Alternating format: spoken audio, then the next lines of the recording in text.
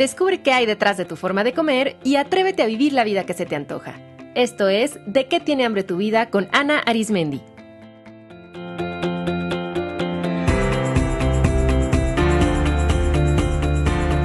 Este es el episodio 270, Procesar la experiencia emocional del COVID, con Leti Quintanar. Hola comunidad, bienvenidos a un episodio más de este podcast donde hablamos sobre salud mental y psicología de la alimentación. Llegamos al episodio 270, cada vez más cerquita de los 300 episodios. De verdad digo el número y me sorprende enormemente, y cuando empecé este podcast nunca me hubiera imaginado que estaría diciendo episodio número 270, pero me siento muy feliz de hacerlo porque eso quiere decir que hemos podido establecer una comunicación y un espacio grato y seguro para poder hablar de nuestras emociones, de la relación que tenemos con la comida, de la relación que tenemos con nuestro cuerpo. Yo soy Ana Arismendi, psicóloga y psicoterapeuta, creadora de este podcast y directora del Instituto de Psicología de la Alimentación. Les invito a conocernos en nuestra página web psicoalimentación.com y en nuestro Instagram @psicoalimentación. Ahí pueden conocer al equipo de especialistas del instituto, todos los talleres, cursos, eventos que organizamos, y también en nuestro Instagram podrán encontrar tanto posteos como una colección de videos donde las especialistas les comparten reflexiones y muchos recursos para mejorar la relación que tienen con ustedes mismos. Comunidad, ¿cómo se sienten emocionalmente a año y medio del inicio de la pandemia por COVID-19? Sin lugar a dudas, absolutamente a todas las personas nos ha impactado de alguna manera esta experiencia. Y hoy les vamos a hablar sobre la importancia de procesar emocionalmente lo que hemos vivido, enfocándolo a cómo hacerlo si hubo un diagnóstico positivo de COVID o si no. Y para ello me acompaña Leticia Quintanar. Ella es especialista del Instituto de Psicología de la Alimentación. Leti es psicóloga, es psicoterapeuta y es tanatóloga. Ella se especializa en psicotraumatología, es decir, apoyar a las personas a procesar experiencias de trauma, acompañarlas en duelo. Y Leti es la creadora de RECEP COVID, un protocolo para la rehabilitación cognitiva, pulmonar y emocional post-COVID, del cual nos va a hablar a lo largo de esta charla. Que la disfruten. Hola Leti, bienvenida al podcast. Gracias por acompañarnos en este programa. A ti, Ana, un placer y un gusto como siempre estar en este espacio contigo. Leti, como mencioné al inicio, este programa está dedicado a reflexionar sobre la experiencia emocional de haberse contagiado de COVID. Entonces, se habla mucho de la parte más médica, o de qué pasa en la fisiología cuando una persona contrae COVID. Sin embargo, creo que se habla mucho menos de cómo se experimenta emocionalmente esta situación. Así es que, pues, quisiera abrir este programa pidiéndote que nos expliques cómo se vive emocionalmente la experiencia de haberse contagiado de COVID-19. Claro, Ana, pues muchas gracias, porque creo que este es un punto bien importante y que últimamente hemos estado viendo con pues muchas personas que tanto contrajeron la enfermedad como las que no, pero sin embargo sabemos que todos hemos venido atravesando una situación de crisis. Es importante, y si me permites, voy a hacer como un poquito, antes de iniciar directamente con esta parte emocional, me gustaría platicar de la cuestión de la trayectoria de una crisis, ¿no? Como sabemos, cuando tenemos una crisis, sobre todo esta crisis que le llamamos circunstancial, donde definitivamente no tenemos nosotros nada que ver, ¿no? No es como aquellas crisis donde dices, bueno, estoy en una crisis económica por haber gastado mucho, estoy en una crisis matrimonial porque pues a lo mejor mi actitud no ha sido la mejor en la pareja. Esta crisis la verdad es que llegó de una manera intempestiva, nadie la estaba preparado. Entonces, emocionalmente ya viene aquí un factor muy importante. Cuando vivimos una crisis, vamos a hablar de dos elementos que condicionan estos aspectos emocionales y que forman parte también de cómo vamos acomodando cada uno de estos eventos que se presentan. El primer factor es lo que le llamamos este estresor primario, ¿no? Que es el evento en sí. Muchas veces este estresor primario puede ser, bueno, cuando vivimos una catástrofe, por ejemplo, puede ser el mismo terremoto, un huracán, o en este caso, la misma noticia de que hay una pandemia. Entonces, bueno, ante esto, pues es como esta primera noticia que nos deja un poco en shock, donde nuestro sistema psicológico tiene que empezar a trabajar internamente para generar todos estos compuestos adaptativos, pues para seguir adelante. Sin embargo, en una crisis, lo que vamos a estar observando posteriormente son todos estos estresores secundarios. Estos estresores secundarios es lo que viene después de este primer choque. Perdón. Estos estresores secundarios nos hablan de todo lo que pasa posterior a que me dan esta primera noticia. Y si nos damos cuenta, en cada estresor, pues viene como un proceso de angustia, de crisis, de adaptación y de tener que volver a hacer como todo un proceso interno de cómo voy a ir acomodando esto. Por ejemplo, en un terremoto, pues el estresor secundario es cómo quedó dañada mi propiedad, o en un huracán, ver las cosas que quedaron inundadas en mi casa, por ejemplo. Cuando vivimos esta experiencia de la pandemia, no tenemos un estresor secundario, tenemos una cadena que hemos venido viviendo desde hace mucho tiempo. Curiosamente, en esta parte psicológica, es bien importante cuando hablamos, por ejemplo, de una intervención en crisis, por lo regular se hace en este primer punto del estresor primario, ¿no? Cuando primero nos dan la noticia, ahí es donde un especialista puede empezar a trabajar para acompañar a la persona que está viviendo este hecho. Cuando tenemos estos estresores secundarios, podemos trabajar con lo que le llamamos estos primeros auxilios psicológicos, que no siempre tienen que estar dados por un especialista, pero lo que nos hablan es de este punto bien importante que habla de la contención en cada suceso que vamos viviendo. El no sentirnos solos, el tener una guía, el poder saber que estamos contando con alguien. Cuando estamos viviendo en esta época de COVID tantos estresores secundarios, dime tú, Ana, ¿en dónde podemos meter esta contención? Ha sido bien difícil porque ha sido un evento tras otro, tras otro, tras otro. Entonces, a veces vamos resolviendo un primer miedo, que a lo mejor era el contagiarnos, cuando había que resolver cosas adaptativas de tal vez de estar teniendo una dinámica familiar diferente en casa, cuando pues toda la dinámica o la rutina de todos los días también se vio afectada.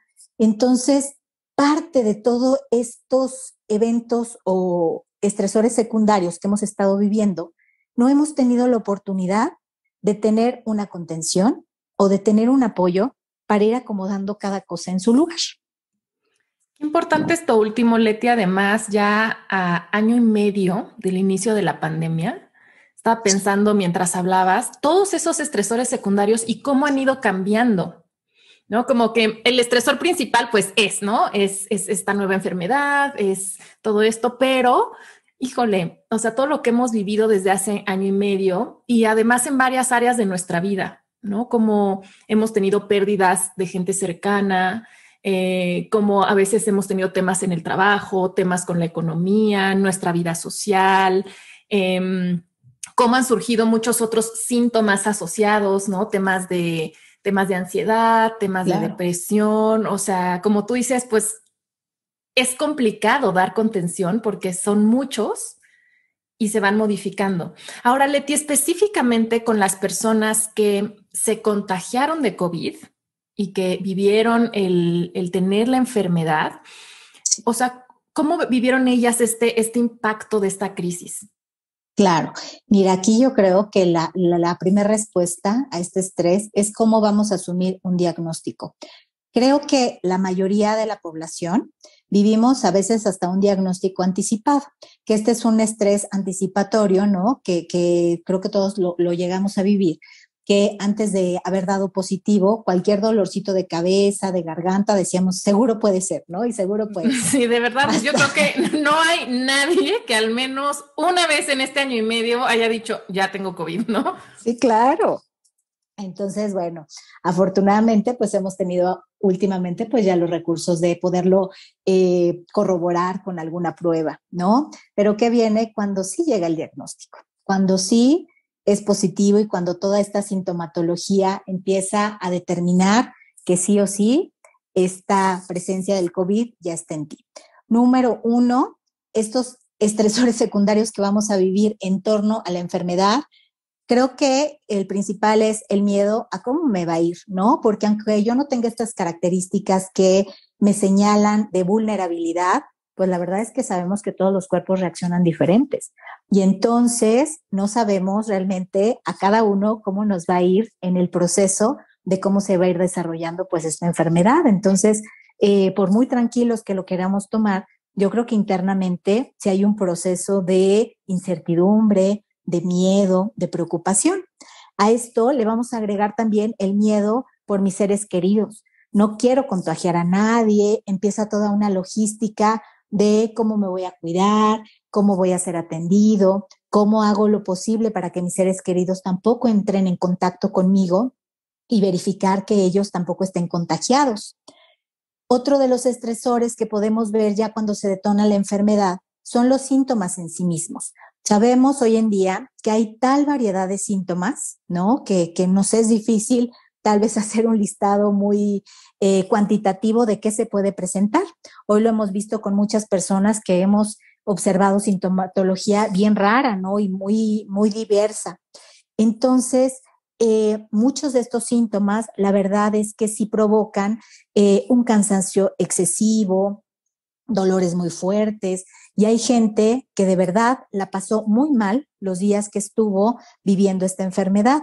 Me ha tocado últimamente las personas que a lo mejor han tenido ya la oportunidad de irse a vacunar, que me decían, es que tengo mucho miedo de la vacuna. Y yo decía, ¿del piquete o qué? Me decían, no, de la reacción que me vaya a acercar a volver a sentir lo que viví en el COVID, ¿no? Entonces, ahí ya vamos viendo cómo a nivel memoria se va creando un temor que quede impregnado en no quiero repetir ese suceso que vivió mi cuerpo o que yo viví en esta situación como de ansiedad.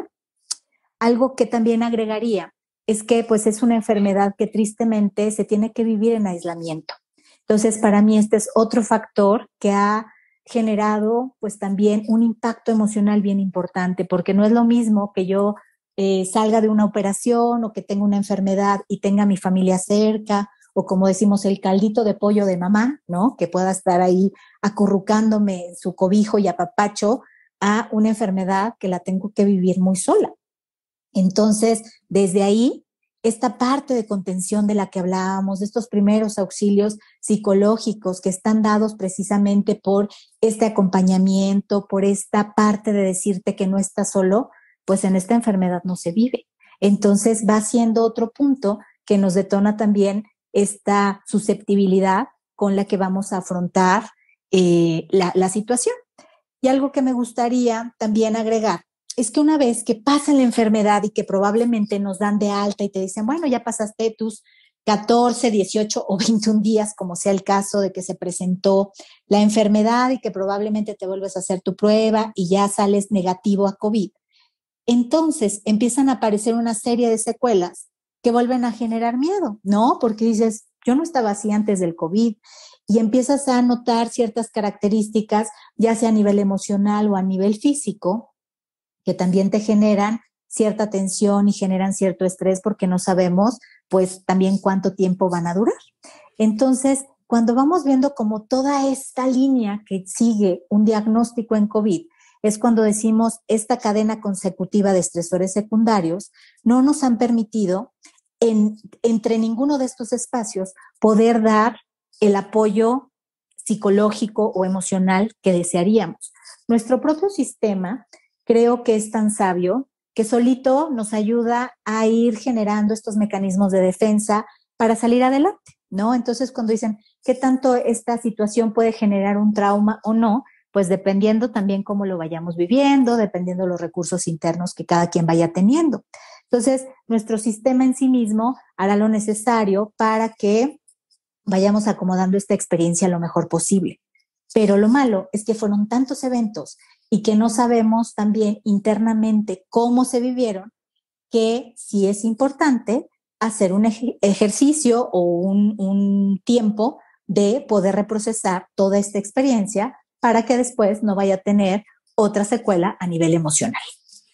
Leti, y antes de que nos expliques un poco más a qué te refieres con esto de procesar la experiencia y cómo se puede empezar a hacer, me gustaría también mencionar algunos otros de los impactos emocionales que yo he podido notar Sí. de personas que vivieron COVID-19 a diferentes grados, ¿no? Desde saber que lo tienes, aunque eres asintomático, hasta tener que haber estado hospitalizado, ¿no? Haber pasado por una hospitalización grave. Pero en muchos casos, yo he visto, por ejemplo, muy presentes la culpa y la vergüenza, que también creo que si se dejan ahí y no se trabajan, de verdad pueden generar problemas hasta después en el autoconcepto o en las relaciones, ¿no? Culpa de en qué fallé, ¿no? O sea, cómo me contagié, la culpa de quizá haber contagiado a otra persona, a veces la vergüenza, ¿no? Hay gente que no quiere hablar de eso, ¿no?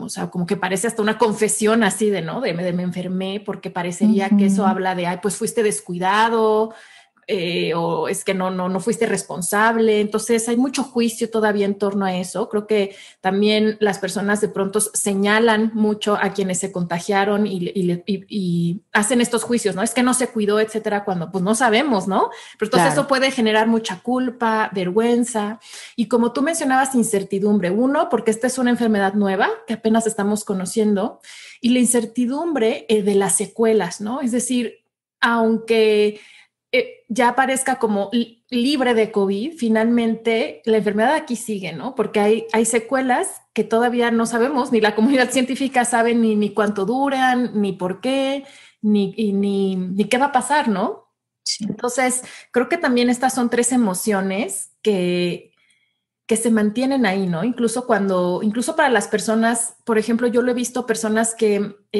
contrajeron la enfermedad a inicios de la pandemia, obviamente cuando se empezaron a disparar, ¿no? Los contagios, Uh-huh. y que es hasta ahora, incluso casi un año después de haber vivido la enfermedad, que empiezan con síntomas de mucha angustia, como tú dices, miedo a vacunarse.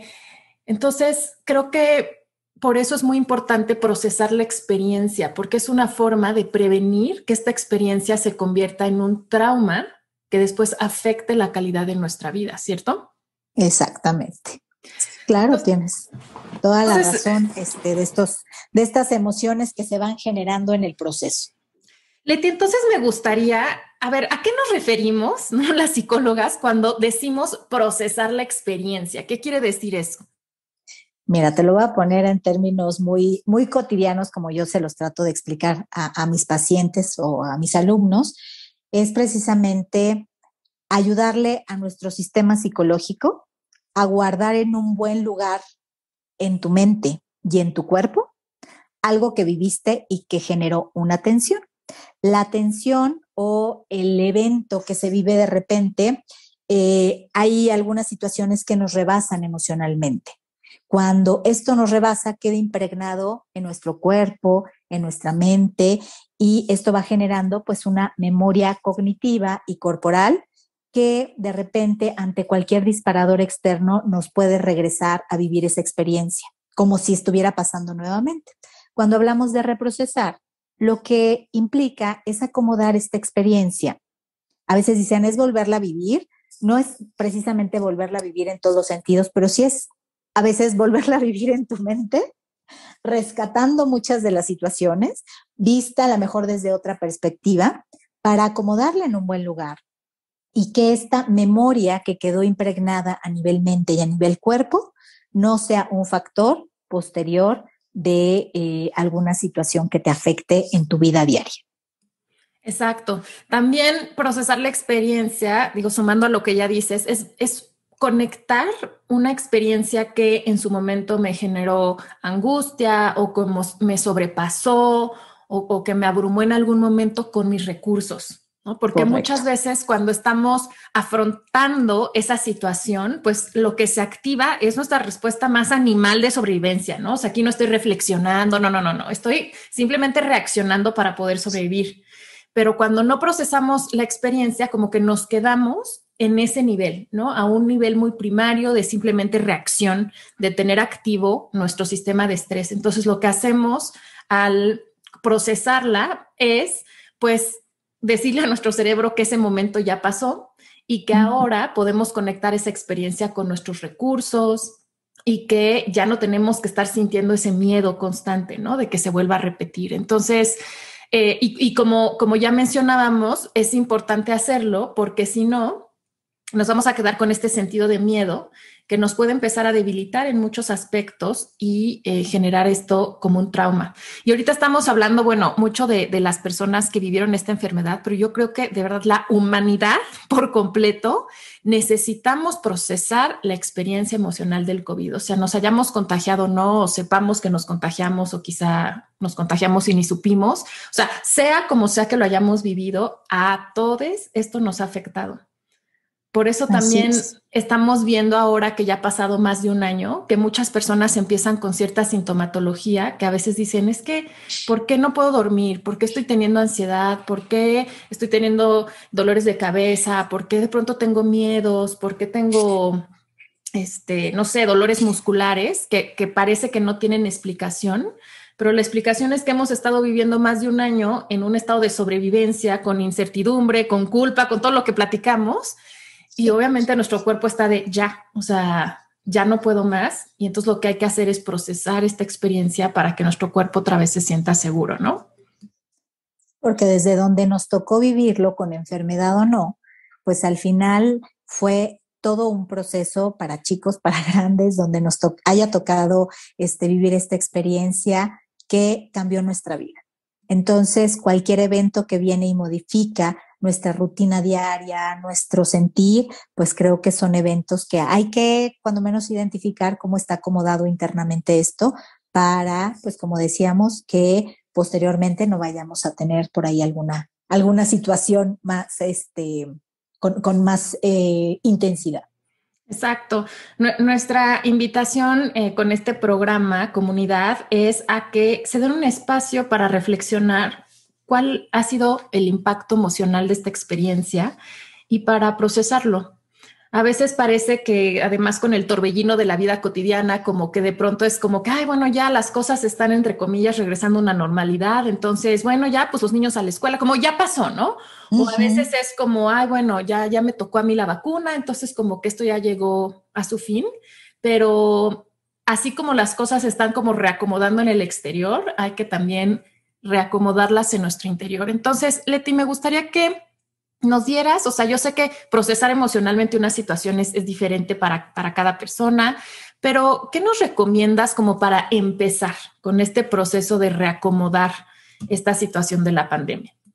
Claro, pues siempre hay algunas acciones que podemos empezar a hacer sin dejar de señalar que cuando sí notemos alguna situación emocional que nos esté rebasando, que de repente ya estas situaciones de falta de sueño, de una irritabilidad que se está notando muy constante, lo notemos con una intensidad muy alta, pues obviamente hay que acompañarnos de un especialista para poder reprocesar todo esto que hemos vivido, ¿no? Entonces, siempre es importante podernos acompañar de algún apoyo profesional para vivir esta experiencia. Pero si podemos empezarlas a trabajar nosotros mismos, creo que uno de los puntos es empezar a rescatar lo positivo de cada situación. Creo que independientemente de todo lo que hemos vivido, también se han rescatado cosas muy valiosas, el poder valorar más a la familia, el que a lo mejor todo este año, a través de la enfermedad, también nos ha hecho una invitación a generar cambios de hábitos, ¿no? Y decir, ay, ¿dónde estaba mi salud todo este tiempo? ¿Qué tanto me estaba atendiendo? Entonces, cuando yo puedo empezar a rescatar también el tener una nueva oportunidad para mí, para mis seres queridos, independientemente de que se haya vivido un duelo, ¿no? Una pérdida de un ser querido, pues también es una nueva oportunidad de decir cómo quiero vivir de ahora en adelante en homenaje a este ser querido que ya no está. Entonces, cuando nosotros podemos empezar a ver la vida desde esta perspectiva, rescatando lo valioso que toda este caos vino a generar en nuestra vida, creo que puede ser desde ahí poder conectar en nuestra mente, pues que no todo fue malo, ¿no? Y que no guardemos esta experiencia como trágica, como muy drástica, sino pues una experiencia objetiva que sí trajo cosas de reto, pero que también trajo la oportunidad de crecer. Esto me gusta mucho porque creo que también es una forma en la que podríamos definir qué es procesar una experiencia, que es como ponerle en un justo medio, ¿no? Como que nada es ni 100% negro ni 100% blanco, ¿no? Incluso Uh-huh. los eventos que parecen más terribles o incluso los que parecen más felices, siempre hay matices. Entonces creo que procesar la experiencia también es parte del ejercicio de encontrar esos matices, como tú dices, para acomodar de una buena forma esta experiencia en mi vida, diciendo, sí reconociendo y validando todos los retos y todas las emociones incómodas que estuvieron, pero también rescatando aquello que es positivo o aquello que he podido aprender. Exactamente. Y Y a para esto eso a le mí me... agregaría, sí, perdón. Vas, Leti.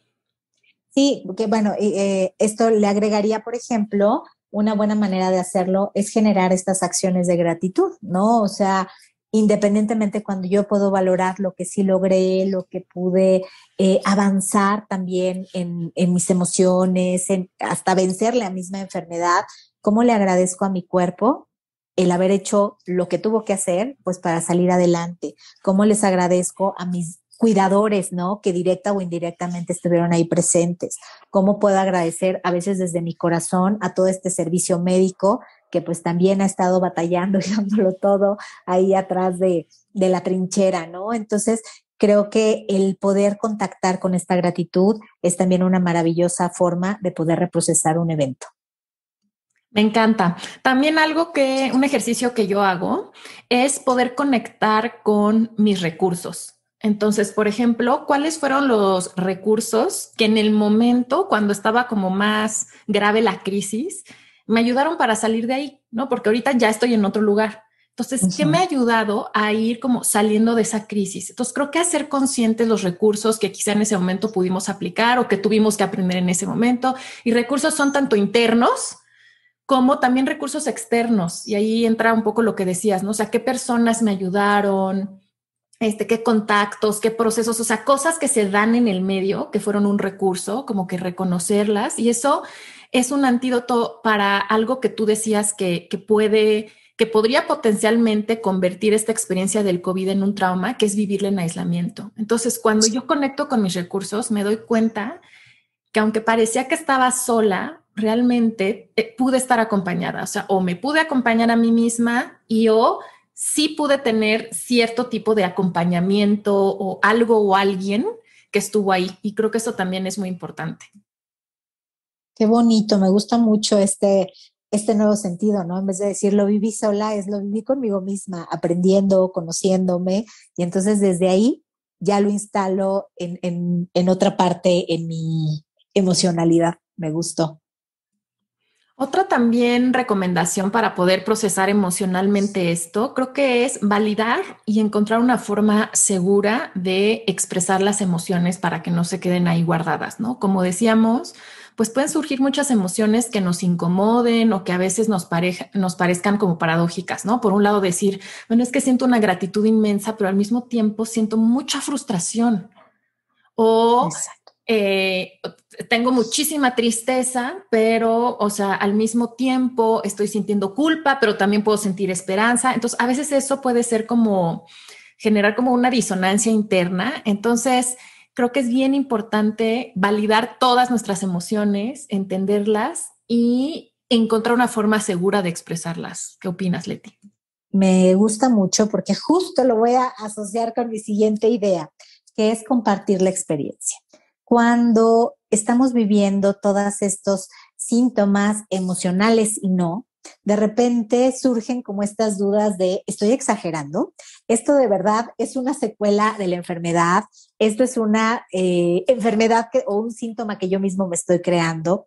cuando uno tiene la oportunidad de compartir con otros lo que estamos viviendo, este punto que tú nos estás compartiendo de la importancia de la validación de nuestras emociones, lo podemos ver también precisamente en el reflejo de otras personas. Cuando dices, ay, es que yo me he estado sintiendo muy irritable o muy vulnerable desde que me dio COVID, y entonces encuentras en la persona que se lo estás compartiendo que dice, yo también, y a mí también me está pasando esto y lo estoy viviendo de tal manera, de verdad se crea un abrigo emocional tan bonito que nos ayuda precisamente a esa sensación que se quedó tal vez guardada como miedo, como angustia, a poder decir, no estoy solo en esto, ¿no? Y esto es parte también de un proceso, esto va a terminar y no soy el único que lo está viviendo y que también en este proceso un poco más autocompasivo podamos entender que podemos estar viviendo diferentes experiencias y que los demás también así lo viven, ¿no? O sea, que no soy el único o que yo soy raro o que porque yo no lo estoy pudiendo manejar adecuadamente, ¿no? O sea, a lo mejor este sentimiento de culpa de qué estoy haciendo mal, cuando podemos compartir la experiencia, llegamos a este plano de objetividad que nos ayuda a darle un poquito más de claridad hacia dónde nos queremos dirigir.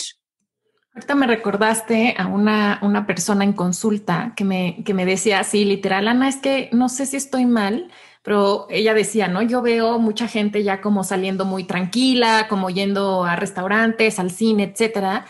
Y ella dice, yo sigo sintiendo como mucho miedo. Ella se contagió de COVID hace ya varios meses, pues sigo sintiendo muchísimo miedo y no sé si estoy mal, mi familia me dice que ya debo de empezar a salir. Entonces, como dices, es cierto, o sea, hay todavía soy la única, estoy mal, ¿por qué todavía tengo miedo? Entonces, todos esos son signos de que no hemos logrado como acomodar bien, ¿no? Esta experiencia. Simplemente vamos a Claro. tomarlo así como esa información, ¿no? Que hace falta acomodarla correctamente. Sí, y subrayando el respeto hacia las emociones de los demás, ¿no? Unos tal vez ya están muy listos y dispuestos a salir, no todos estamos en el mismo, en la misma línea, entonces, Claro, bueno, creo que este respeto también es muy valioso a la hora de acompañar. Y me claro. gustaría tal vez compartir como último punto para trabajar también como parte de este reprocesamiento de experiencias difíciles que hemos vivido a través de este año es la planificación hacia el futuro. El poder, de alguna manera, también ahorita con toda esta sensación de parece que ya se va a acabar, ¿no? Viene este sentimiento de cuando un náufrago ve a lo lejos la barquita que te va a rescatar, ¿no? Que te crea mucha emoción, pero te crea mucha nostalgia y te crea mucha ansiedad. Y es como, ajá, pero luego que me rescaten, ¿qué viene? ¿No? Entonces, creo que también algo muy valioso es poder decir, dentro de lo que se pueda, ¿no? ¿Cuáles son estos planes que a lo mejor quedaron por ahí interrumpidos? ¿Cuáles se pueden retomar? Poder ir creando una planificación un poquito más estratégica, ¿no? Como decir, bueno, si los niños regresan a la escuela en agosto, ¿cuál va a ser mi plan con ellos? Esto también, el poderme visualizar cuáles van a ser las acciones que yo tengo que tomar hacia un futuro, pues ya próximo, ¿no? O las acciones que yo tengo que estar adecuando también en este nuevo entorno, nos va a ayudar a darle claridad a nuestra mente de que el evento difícil pues ya pasó, ¿no? Y esto, bueno, pues siempre, como decíamos, acompañado de esta objetividad, de claridad también en los procesos, ¿no? Porque, bueno, sabemos que de repente uno dice, ah, sí, ya estamos casi listos y todo a veces puede cambiar de la noche a la mañana, pero el poder identificar algo que he aprendido mucho, sobre todo de tus cursos, Ana, es que en esta planificación al futuro no es que el qué voy a hacer, sino cómo me quiero sentir, ¿no? Y cuando nosotros aterrizamos precisamente esta parte de cómo me quiero sentir pasando esto, el darle esta visualización a nuestra mente ya empieza a trabajar a nuestro favor para lograrlo y las acciones parece que van saliendo por sí mismas de una manera más sencilla. Entonces creo que este también es un punto importante de pues poderle dar continuidad a esta situación que hemos estado viviendo para, como decíamos, empezar a ver la luz al final del túnel. Me encanta esto que dices porque precisamente una de las definiciones de trauma es que seguimos de cierta forma como atoradas en el pasado, ¿no? O sea, como hay algo ahí que vivimos que todavía está anclado a un profundo miedo, eso como que no nos deja ni siquiera tener esta visión a futuro, porque ¿cómo voy a planear un futuro si tengo miedo, no?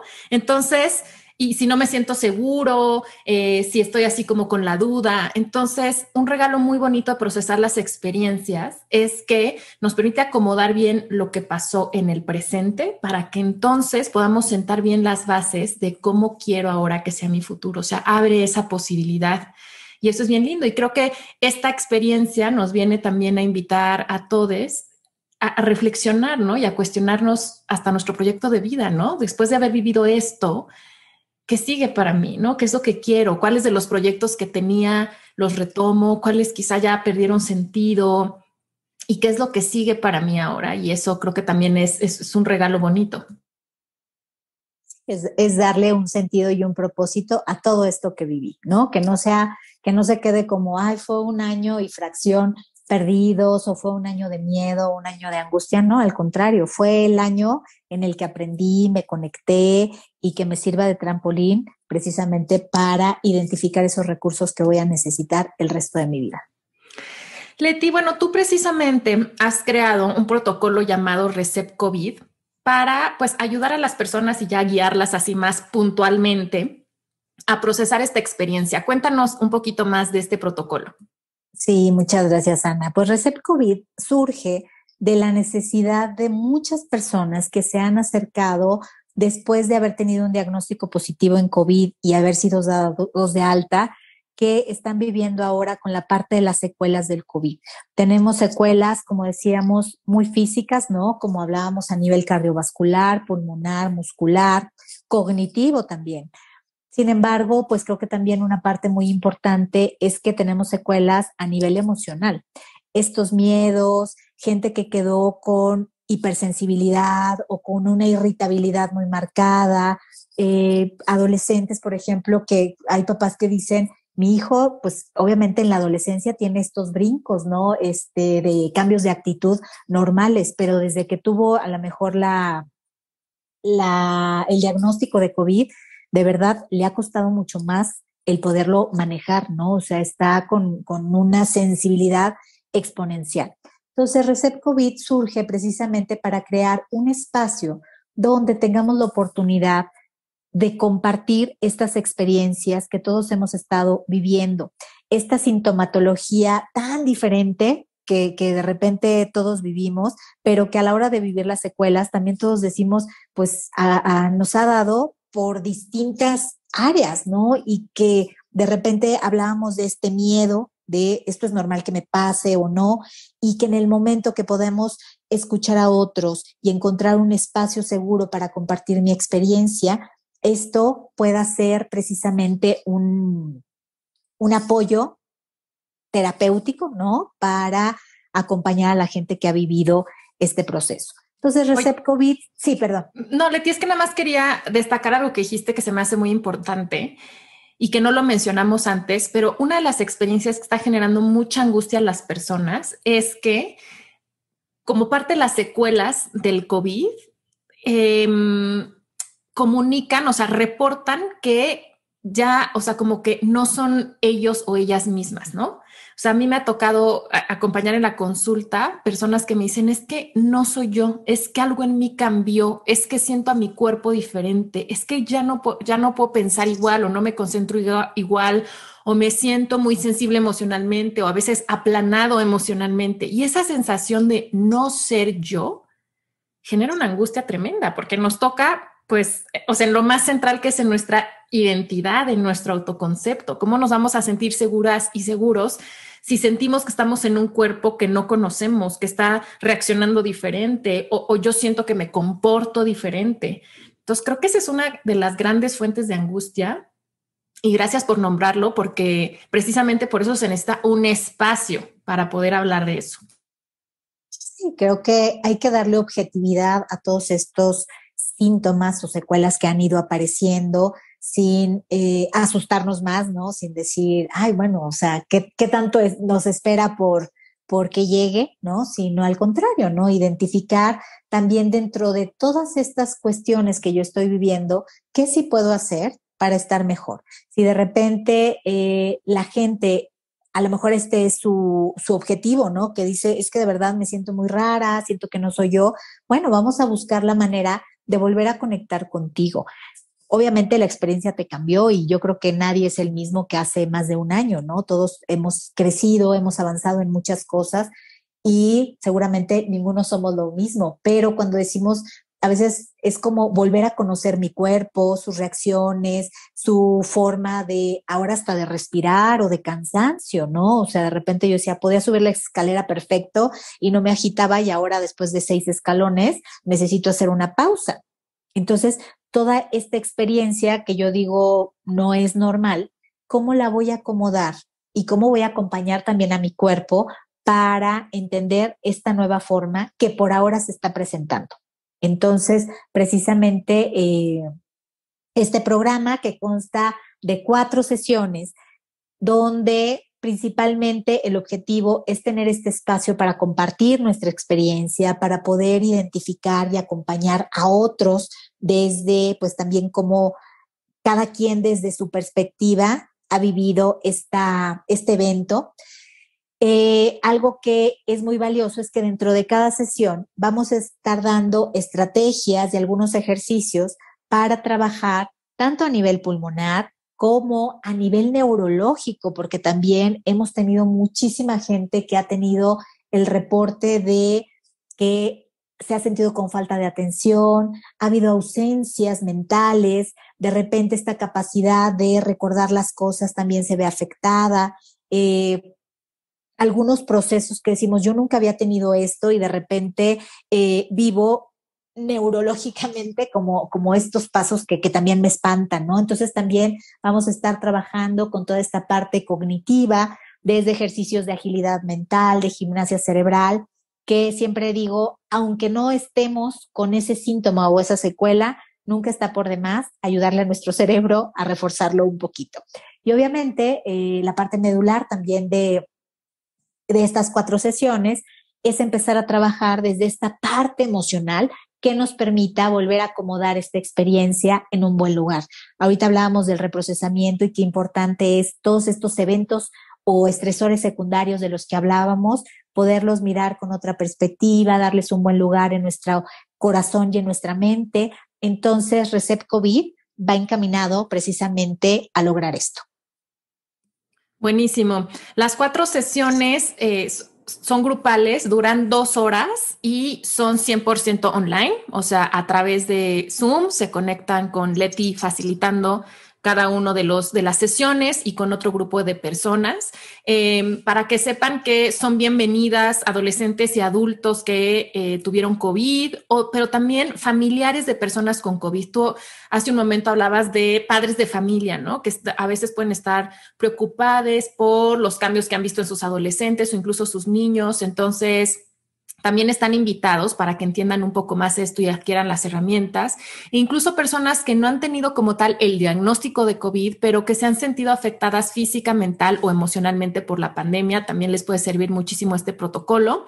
El próximo grupo inicia el lunes 7 de junio. Entonces, para este grupo las sesiones van a ser todos los lunes de 7 a 9 de la noche, hora local del Centro de México, y van a ser el 7, 14, 21 y 28 de junio. Las inscripciones están abiertas. Para más información, pues sobre la inversión, las formas de pago y cualquier otra duda, ingresen a la página de psicoalimentación.com. Voy a dejar el link directo en las notas de este episodio y también estén pendientes porque vamos a estar abriendo grupos a lo largo del año.